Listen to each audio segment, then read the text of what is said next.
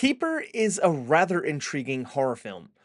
The trailers gave absolutely nothing away, and they were intriguing because it was essentially the same trailer with different audio told twice. Each part had different people giving dialogue. One was from a woman's perspective, one was from a male's perspective, but they were saying the same exact lines of dialogue and showing slightly different points of view from each person in the relationship.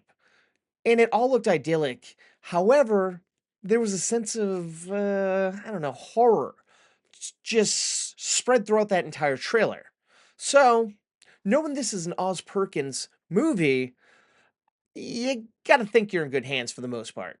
Now, let me tell you, I have mixed feelings on Oz Perkins and his films. The Black Coat's Daughter was a pretty decent little horror film, but not too many people think about that movie. They all tend to think about him and his big hit Longlegs, the Nick Cage movie. I thought it was fine. It had fantastic visual style to it, but the story was a little weak. I don't know. Then I had mixed feelings on The Monkey.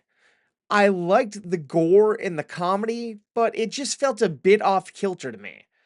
Each of these films tend to have their own visual style and something specific that I liked about each of them, but each of them felt different in its own way. So this is a director who feels like he's finding his footing. He knows what he's doing, but he's trying to find what his visual style is, or perhaps he's just changing it up after each film, which isn't a bad thing. So going into Keeper, I wasn't really sure what the hell I was getting myself into. Now, this stars Tatiana Maslany and Keith Sutherland's half brother. They're a couple who have been dating for a year. They go to this cabin in the woods that the man has had in his family for years. And the man gets called away to work and just leaves her there.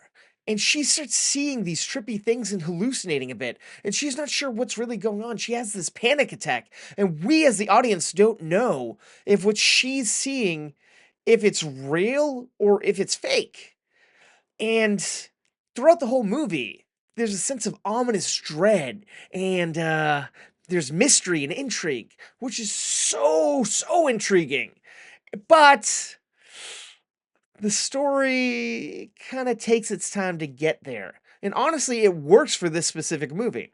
It's kind of a movie that has what some may consider jump scares, but I like to think that they're more horrific flourishes thrown in the background of things because they're not jumping out full frame in your face and scaring you. They're kind of like there, and if you notice them, which is nice. It's subtle, and it's not a bad thing in my opinion. I like that. I prefer that over jump scares in your face. But everyone's given great performances. Tatiana Maslany is on another level from what she typically does. She's normally good, but she goes to some pretty heavy lengths here. This might be her best performance yet.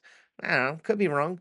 And I really don't know Kiefer's brother, but he's good, but most of the time he's just mumbling throughout the movie, and it felt like, I don't know. But his character is so gosh darn likable, but then you start wondering, is he truly who he says he is? Her friend and her essentially start thinking that maybe this guy has a wife and family and she's the side piece.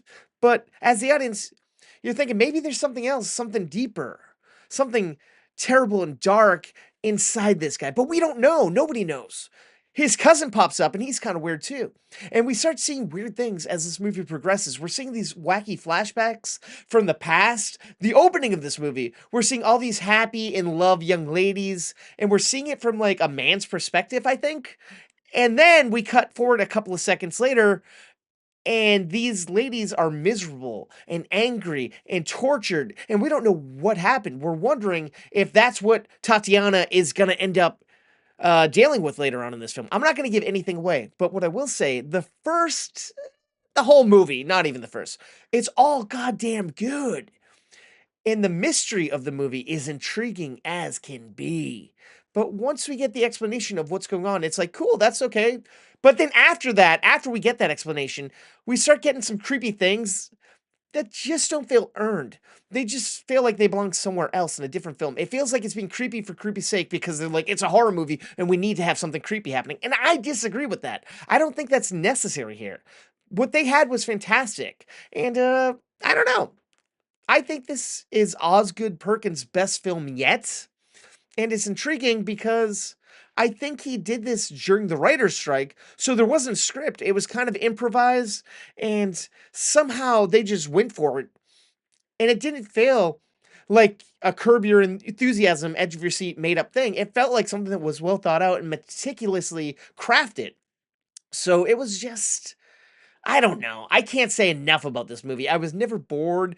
It was never too slow. It was never dull. It had great editing, beautiful cinematography here, and it had a idyllic setting. I really dug this flick. Do yourself a favor and go and check out Keeper on the big screen. You won't regret it. And if you happen to have liked this review, why not hit like and subscribe to stay in the loop? Because I'm putting out daily videos right here on this platform. And if you happen to like pop culture podcasts, why not check out mine? It's called Movie Toast, news and reviews, and it's available wherever you get your podcasts. Thank you, and please stay toasty.